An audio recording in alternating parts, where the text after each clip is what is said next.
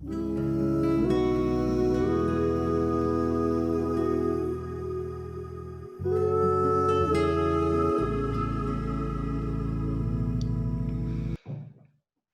à toutes et à tous, bienvenue dans cette nouvelle interview qui est consacrée à la résilience et plus particulièrement de la résilience post-Covid-19.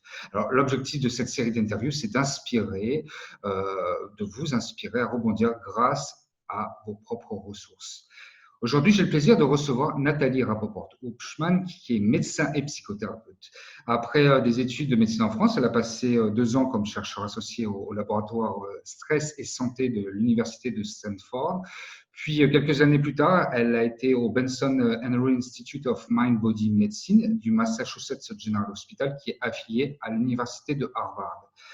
Aujourd'hui, de retour en France, depuis plusieurs années, elle, en plus de son parcours de médecin et de psychothérapeute, elle dispense plusieurs cursus de formation pour médecins et psychologues, et notamment une très intéressante qui est dans les rencontres perspectives formation avec notamment Christophe André.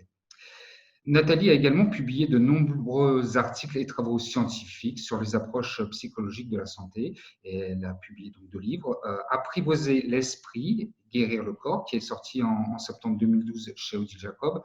Et plus récemment, Les barrières invisibles dans la vie d'une femme, qui est publié chez Albin Michel en mars 2018, car Nathalie est centrée aussi particulièrement sur la santé mentale et physique des femmes. Bonjour Nathalie, comment vas-tu ? Bonjour Alexandre, écoute très bien, je suis ravie de te revoir et merci pour cette intro. Et mon troisième livre que je suis en train d'écrire sera sur la résilience justement. Donc on est en plein dans le sujet. Exactement. Et c'est vrai qu'il y a aussi une chose dont je n'ai pas parlé, mais où tu travailles beaucoup, c'est avec une méthodologie que tu as développée aussi aux États-Unis notamment, qui est une méthodologie SMART, qui est sur la résilience, mais que tu vas peut-être évoquer tout à l'heure. Alors, la première question, c'est un petit peu justement pendant cette période très spécifique, c'est que l'on connaît tous, que l'on traverse, comment ça se passe un petit peu pour toi ? Ça a été une période, comme pour nous tous, assez atypique surtout, dans laquelle j'ai eu à la fois le plaisir en fait de réussir à faire avancer les projets professionnels dont tu faisais d'ailleurs partie avec une formation qu'on avait lancée sur ce sujet qui me passionne des liens corps-esprit. Et malgré toutes les perturbations liées au Covid, finalement, on a réussi à finir cette première promo et donc professionnel, c'était finalement, malgré les incertitudes, plutôt positif. Et puis, globalement, c'était une période qui a, comme la vie en général, mais probablement avec des intensités plus fortes à la fois dans le négatif et le positif, eu des aspects à la fois agréables. Pendant le confinement, j'ai eu la chance de pouvoir être confinée au vert et donc de me reconnecter avec ma famille, avec la nature et de profiter de choses dont on n'a pas le temps de profiter habituellement. Et puis, bien évidemment, comme nous tous, une période anxiogène dans laquelle on doit tous réapprendre à utiliser nos compétences qui nous permettent d'être plus résilients. Donc, moi, comme nous tous, j'ai dû aller puiser dans mes ressources pour essayer de ne pas être trop, comment dire, pour que ces oscillations ne soient pas trop amples, pour essayer de revenir vers une sorte de ligne de base qui est celle en général dans laquelle on se sent le mieux, dans laquelle notre bien-être est finalement le plus préservé. Alors justement, tu parles de ressources. C'est quoi pour toi? Quelles ont été tes ressources plus spécifiques que tu as pu utiliser pendant cette période? Mais finalement, je pense que c'est les mêmes que celles que j'utilise d'habitude, mais ça m'a obligée à les revisiter, c'est-à-dire essayer de retrouver, de redonner plus de place à tout ce qui est lié à la positivité, aux émotions positives, hein. Quand on est, comme on l'a tous été, assaillis par ces nouvelles anxiogènes, on doit d'abord apprendre à se protéger, hein. Ça me paraît important aussi de dire que je sais que je me suis limitée en essayant de ne pas trop consommer d'infos anxiogènes. Et puis, j'ai vraiment, de façon délibérée, quand j'en avais besoin, essayé de remettre du positif dans ma vie. Je suis quelqu'un d'assez optimiste, mais on a tous besoin dans ces périodes de crise de remettre finalement, de redonner une bonne dose de positivité en essayant d'arrêter les pensées automatiques négatives qu'on peut avoir en période de crise et en se reconnectant sur des choses simples, importantes ou pas d'ailleurs, mais qui nous permettent d'être mieux. Mhm. Cette positivité, justement, toi, tu l'as acquis, finalement, tu l'as de base, ou ça a été quelque chose que tu as développé notamment pendant tes séjours aux États-Unis, vu que tu as observé aussi il y a un autre comportement, une autre mentalité, en tout cas du côté américain que le français notamment. Est-ce que c'est quelque chose voilà, que tu as développé en plus ou que tu avais de manière naturelle? C'est une excellente question. C'est une question que je me pose souvent. Je pense que c'est un mix des deux. Je pense que certaines personnes sont plus positives que d'autres. Je ne suis pas sûre que je l'étais forcément au départ, mais c'était quelque chose d'extrêmement important pour moi et clairement, j'ai appris à le développer au fil du temps. C'est vrai que lorsque j'ai vécu aux États-Unis, j'ai été frappée par la positivité ambiante qui n'est pas toujours bien perçue d'ailleurs par les francophones notamment, hein. Certains ont tendance à trouver ça artificiel, mais en tout cas, ça m'a donné envie d'apprendre à donner plus de place aux relations positives, au langage positif, et puis ça m'a tournée vers la psychologie positive, et clairement, ces pratiques, je pense qu'elles ont fait de moi quelqu'un de plus optimiste et qui peut donner plus de place à ce qui va bien plutôt qu'à ce qui ne va pas bien. Mhm. Et par rapport à justement à tout ce que tu as en tout cas mis plus en pratique durant cette période, à savoir plus cet optimiste, limiter aussi les parties anxiogènes qu'on avait, notamment avec les informations, bien entendu. Mhm.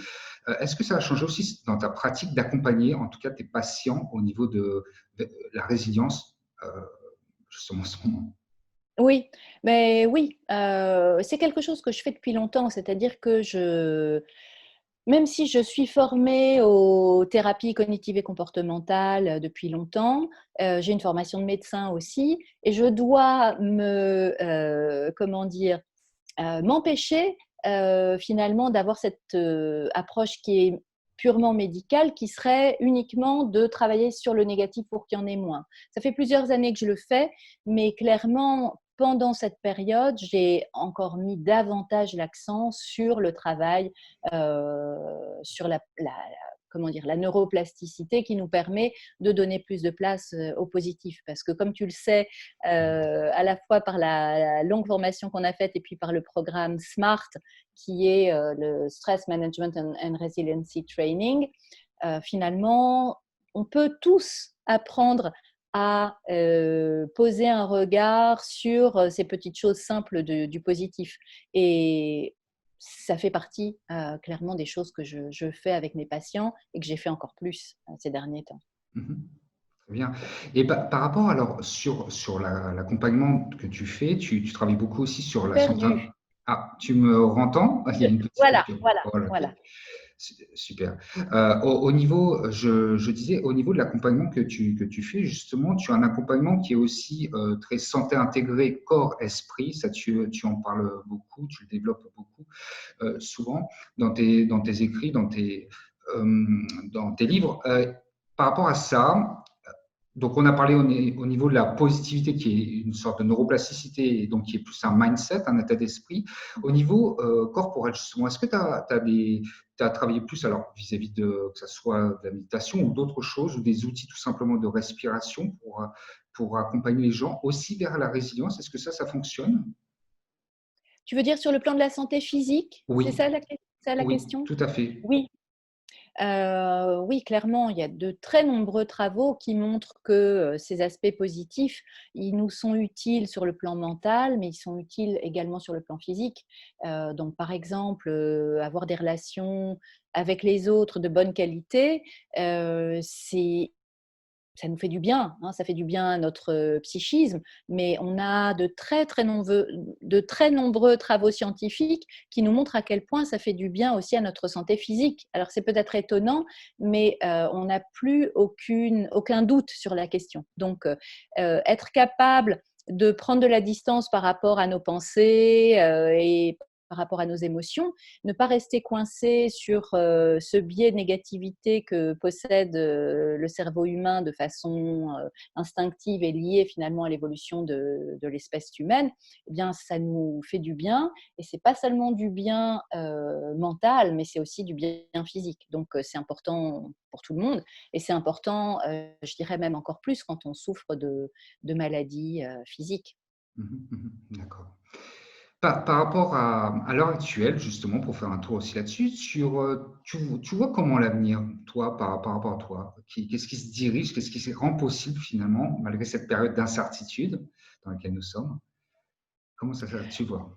Bah, écoute, moi, je suis quelqu'un de plutôt optimiste, et j'essaie de le rester dans une celle dans laquelle on vit, dans laquelle c'est évidemment plus compliqué, hein, puisque je pense qu'on n'a jamais vécu, on en parle beaucoup, d'une telle incertitude, et qui n'est pas uniquement nationale, mais qui est globale, planétaire, donc ça fait vraiment une caisse de résonance importante.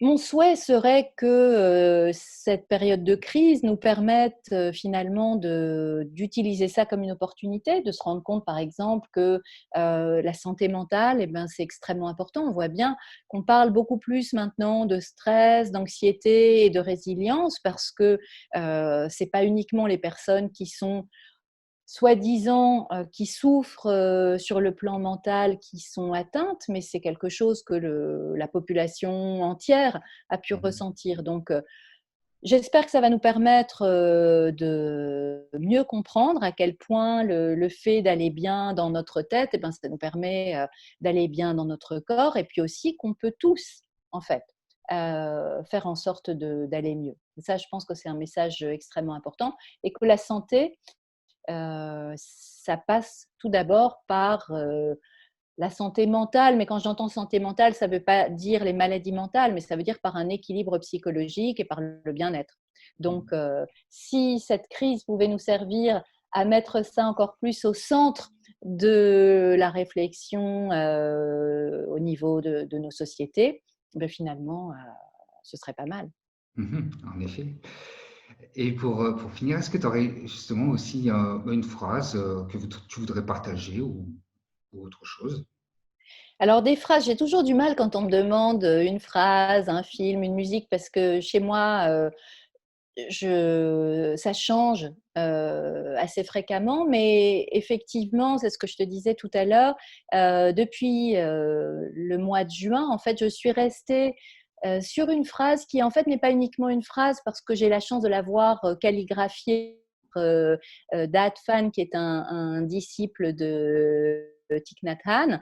Donc, cette phrase dit, là, accrochée au-dessus de mon bureau, nulle part où aller, rien à faire. Et c'est quelque chose qui nous permet tous, je pense, alors qu'on est tout le temps en train de courir, d'essayer d'en faire plus et de se demander si on a fait assez bien et comment on pourrait aller encore plus vite, aller encore plus loin, qui nous permet de nous recentrer, nous dire que finalement, il n'y a pas de part en particulier, tout est déjà là, présent ici. Et c'est vrai que cette phrase, et en plus le fait de l'avoir sous les yeux dans cette calligraphie tellement inspirante, elle a été très présente pour moi pendant cette période et notamment pendant cet été. Donc voilà, nulle part où aller, rien à faire. Ok, très très belle citation en effet, très originale. Je te remercie beaucoup Nathalie pour ce temps que tu m'as accordé. Merci en tout cas à vous toutes et tous de suivre cette interview et puis je vous dis à très bientôt.